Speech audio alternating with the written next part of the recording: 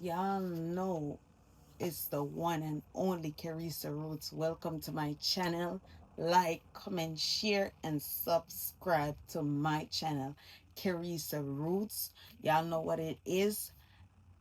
And also, click the link down below to all my social medias. You'll get to my all my social media: Facebook, Snapchat, Instagram. You'll get to all of my social media and TikTok, all of my social media. So click in the description down below. Every time I said I'm gonna get rid of all of these, I get blessed with more followers and stuff. So guess what? I'm gonna keep them. So sometimes you gotta take a break from them. Sometimes you gotta take a break and just rest it, because there are trolls on social medias. There are people that sending you all of these messages like, send me your number and all of that.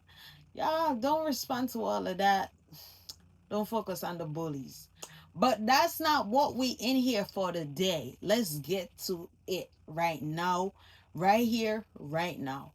This has took me a while to open up about. I wrote some of the stuff in this my notebook. I wrote some of the stuff, and I said I'm gonna open up to y'all about it.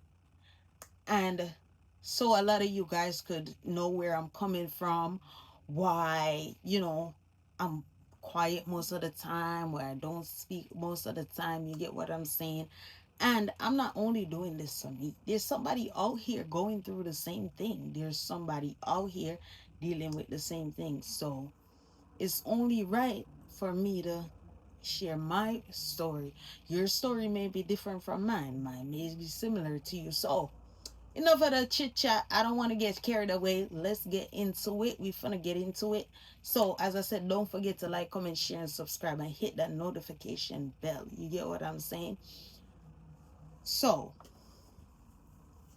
I'm gonna start. So this has took me a while. This is a trauma I'm still dealing with, and I'm still going on with. But do I dwell on it each day? No. I'm focusing on Carissa. But a lot of traumatic things don't go away. It don't go away. And a lot of people won't change. They won't change. You just gotta let them be. But I gotta share my story. So I wanna share it. And it has took me a while to share it and stuff. But I wrote it down, and I said I'm gonna share it. So let's get into it. So I wrote it. It says, this started this started getting worse at 16 years old. My father would always come in drunk, cursing me every night. I would cry myself to sleep, breathing very hard, under a lot of temper. Sometimes I felt like I wouldn't make it to 18 years old, being under so much pressure, being under so much pressure. I had I had a little blue Bible. I would always read it. I got tired. I could not take the pressure and the pain no more. So I went to my guidance counselor and I spoke to her. She saw me with my Bible and she said, "You're a very spiritual person." And I said, "Yeah." So she asked if there was any family member that she could call. So I gave her like two of my aunt's number, and she called my aunt, and then my other aunt said, "Okay, sure, I could come at her house," and she welcomed me. So I was there like during towards like the end of the school year. I was there like during towards that time. And then when it was time for my brother to graduate, I had to go back, and nothing changes. It was still the same arguments, everything. I had to grow up fast. I did not enjoy my childhood. I did not even get to live my childhood. I have to grow up fast. I was always under a lot of pressure. It was either something to do, or all of that. Also being responsible for my little siblings, making sure they take a bath for the girls, making sure they take a bath, wash their hair, lotion, putting on lotion on them, everything, making sure they're okay and safe. And also with my brother, making sure that he's okay and everything. It during 2012, I migrated to the United States, and things did not change. He was always arguing about me getting a job, and then when I grew around other people, they would say the same. But I realized my aunt taught me that it wasn't my time. So once she told me that, it just gave me a peace of mind. And during 2020, I got a job. I got a job like during that year. I got a job. So I was under a lot of stress and pressure. So when I was going to high school, because remind you, I came from my country when I was 16, and then I still had to go to high school. So I was back in, I was doing, going in grade 11 and 12. So I was a junior and a senior. So grade 10 here, they said you're a junior when you're in grade 10. And when you're in they go to grade 12, I think it's 12, you're a senior. So during my high school years, a lot was going on, like walking to the laundromat like in the winter, and you still have school, and walking with my siblings and all of that. It was a lot of burden, you get what I'm saying? So things still have wasn't changing. Like he will always argue about like how much money he had to spend, and how much money he had to spend, and making it look like I was a terrible person. Sometimes I felt like I was the problem. Sometimes I feel like I was the problem. Like I was so depressed. Like I did not know. I felt like I lost myself being under so much pain. And the thing is, he will never ask about how is their mental health. Nothing. It will always be something that's convenient to him. So I am saying this to say,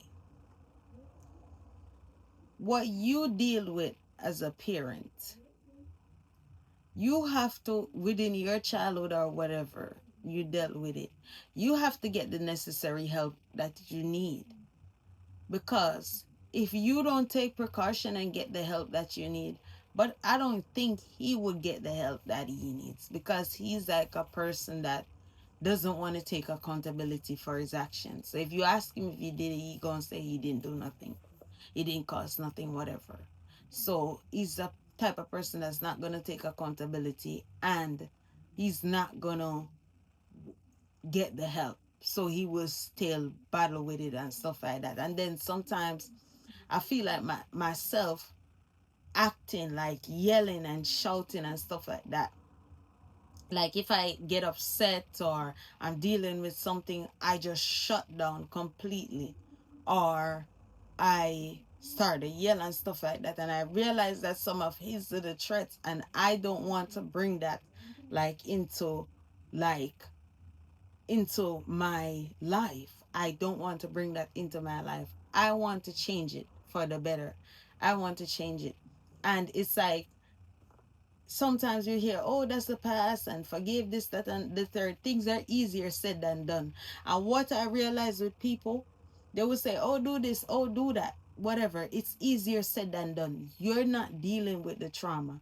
You're not dealing with this. You're not in my shoes. And it's like one of the downfall that I realized that was happening to me. I was opening up to a lot of people about the things that was going on, thinking that they cared, but instead, like, they use these things to hold like put against me. Like they would talk about it and laugh about it, and they would take me for a fool and then want to take advantage of me and stuff like that. And then to hear my name going around, it will make me feel depressed. And I'm learning, as I heard Nova said on her live, Nova Big Stepper said on her live, I'm learning. She was saying that when you have like a goal or something that you aspire to be in life and stuff like that, keep it on a low. Or when you're going through certain things, keep it on a low. If somebody asks you like, "Oh, what's up? What's going on in your life? Or what are you doing now?" Just say you wants to be successful, which is like a good little key and whatever to do. But I'm saying that you know yes, you'll see me and say, "Oh, you okay?" and this, that, and the third. Yeah, I will say I am strong. I will look at myself and say, "Girl, you're strong." My inner child is still healing, and me now as an adult, 29 years old, I'm still healing. I still battle with a lot of things. I am not perfect. And a lot of parents, especially Caribbean parents of the Caribbean, whether it's Jamaica, Antigua, Ghana, African parents, or whatever, y'all don't take mental health seriously. And they have this thing, oh, like they would say, young green girl like you, I worry about this and I worry about that and all of that. So they would basically say, you're young. You don't have to stress. You don't have not going through depression. You're not going through nothing. So why are you worrying yourself? You get what I'm saying? So I'm telling y'all, like, this does not get easy. This does not get easy. And it's like he would argue and then you think, oh, and then the next day you want to act like it's all glitter and gold, and then you're gone to your old ways. And it's like, I would try, I would always try to show love, because I'm a person, I don't do things for attention or do things to be seen. I'm a behind the scene type of person. Like I will give a gift or clean up or do something just to make a parent feel good or whatever. You get what I'm saying? And then I reach at the stage, like I'm 29 years old and you disrespected me. So the last hint of the disrespecting me because, oh, I may not be married right now or whatever. You get what I'm saying? And then like you want to disrespect me and make me feel like out of place or where whatever it may be. You get what I mean? And I've been dealing with this for years, and nobody people nobody can say, nobody can take it, like it's not lightly. This has taking a toll on my mental health. I know I could have been further off, like in life and stuff like that, but I can't change things. I can't change nothing. And this is the reason that causes like fibromyalgia. Like, it's like it will come like a fog, like in your brain. That's how they will describe it. And you will forget things. You'll forget things. And it's just a lot going on in your body, and you're dealing with a lot. You get what I'm saying? So it's like this happened. This happened, and I can't take it away from me. So what I'm telling, like even other parents or whatever, if you're going through something, seek help. Seek help. Do not put out your problems on your child, because your child did not ask to be here. You're the parent. You are responsible to put things into place for your child.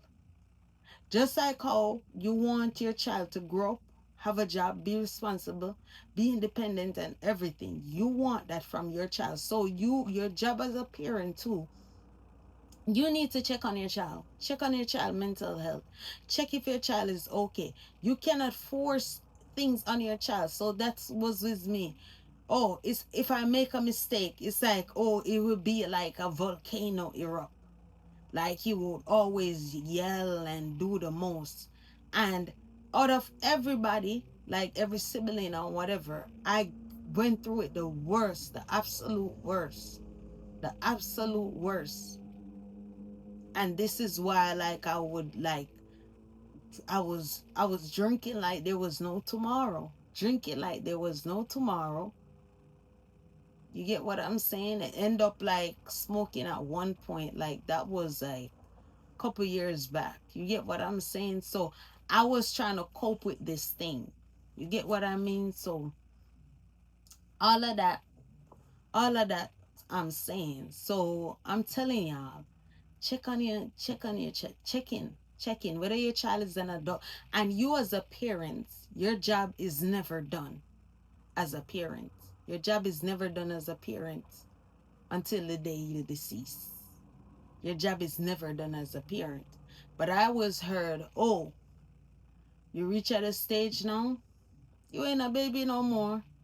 You're on your own. So ever since the day I was born, every and I know myself, I was fighting every day for my life, fighting every single day for my life, fighting. People will see like I put on makeup, look good, and all of that. I'm fighting every day. I'm fighting every day, every single day for my life. I'm fighting.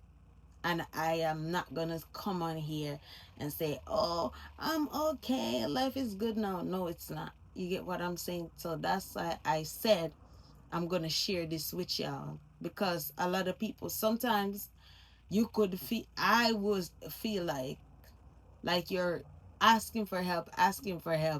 But it's like nobody hears you, nobody understands. And it's like you could be encouraging everybody, smiling and everything, and then you're dealing with your own issues and nobody don't know. You get what I'm saying? And as I said, like I realize that in this world people are very cruel and heartless, because when I used to try to seek for help, you would hear people say, oh, nothing ain't wrong with you, and this, that, and the third. You get what I'm saying? And I'm like, when I look back now, because they said when you get older, you get wiser. I'm saying I'm old, but I'm still young. But it's just a saying. And it's like, now I realize, like, people are so cold hearted. You get what I'm saying? And also be careful of who you open up to. But I would say, I'm not saying that my father is the worst and whatever, but he he does what he's supposed to do as a parent and stuff like that. But one thing I'm saying, don't put your issues on me. I am doing my best. I could have been out there on drugs. I could have been out there doing things I'm not supposed to do, gang banging, whatever the case may be. You get what I'm saying? So even for you to see I made it to 29, you should be happy, because I could have been in a grave for all the things that you have put me through, and all of the the stuff that you have cursed me about and accused me about. I could have been dead and gone. You get what I'm saying? But I wrote this down that I hear Pastor Michael says. So if you're dealing with depression, this will help you, what Pastor Michael said. So I wrote it down. He said, trade control. You're not weak for not having it all figured out. So you might not know everything, but you're not weak. You haven't know what you want to become. You haven't know what you want to aspire as yet. You're not weak for that, for not having it figured it all out. He said, you will keep in, no, Isaiah 26 verse 3. He said, God will keep you in perfect peace if you trust in him. And that's Isaiah 26 verse 3. And he also say, anxiety disqualify you. Anxiety, let me read it again. Excuse me. Anxiety does not disqualify you. Faith just remains. Use it. Use your faith and God's God got you. He said, feeling anxious? You're not alone, but you're not powerless either. There are three keys to help you when you're dealing with anxiety. One, breathe before you believe the lie. Anxiety often comes in fast, but peace comes in faster. Remind yourself, I'm not what I feel. I'm who God says I am. Psalms 46 verse 10. Be still and know that I am God. And 1 Peter 1 verse 5. Cast your anxiety on God. He cares for you. Also, don't let your don't let your mind bully your spirit. When worries speak, respond with the word. So you're going to respond with the word of God. So when the worries speak, you're gonna say, like the worry comes on you, like you're dealing with something and you're worrying, you're gonna it's gonna say, God is gonna tell you, be still, my child, and know that I am God. Everything that you're worrying about, cast it upon you. So this 1 Peter 5 verse 7 is gonna come. Cast it upon God, all your anxiety, all your fear. Cast it upon the Lord because He cares for you. If nobody cares for you, God cares for you. If your mother and your father forsake you, God will pick you up. God will pick you up. So don't worry. Don't give up. We all will overcome. We all will overcome this, and we got this. We got this. We're stronger than we think we are. We're not fighting this alone. God is fighting our battles. So we got this. Let's just keep fighting and don't give up. I'm fighting every day. You're fighting every day. And don't give up. We all have something that we are all dealing with. Me, when I'm dealing with like anxiety, depression, or whatever, I just shut down. Like, honestly, I just shut down. I just stay quiet and whatever, because you don't want to, tell your problems to any and anybody, because as I said before, you don't know what people's true intentions are, and that's something I had to learn. But I'm telling y'all, build a relationship with God, because God has helped me. God has helped me, and if it wasn't for God, y'all would not see me on the screen talking to y'all. If it wasn't for God, I would not be sitting here. If it wasn't for God, I would not be fighting every day if it wasn't for God. So that's why I will always put God at the center of my life. I will not be ashamed to represent my God, because God have showed me, like, in His way, that no matter what, I'm here. I will carry you through. You could be going through your darkest moments and you want to give up and you feel like you cannot go anymore. I will carry you. I will carry your burden. So, everyone, and as I said, I'm going to talk to y'all again. The parents, if you're dealing with anything, go and get the necessary help that you need, and find and build a relationship with God. Cursing your child is not going to help your child, because sometimes you could curse somebody and they end up doing worse. Beat them, whatever. Can't, no, not saying I'm getting no beating or whatever, because I'm grown. I ain't getting no beating. I ain't no kid no more. But I'm telling you, beating your child, all of that, and trying to compare. Another thing that my father would do too is compare me. Compare me with my cousins. Compare me with other people. Stop. You can't compare nobody with nobody. You don't know the sacrifice that their parents made. You don't know how patient their parents was with them to get them to where they are in life. So you cannot compare your child to anyone. So he could say all he wants.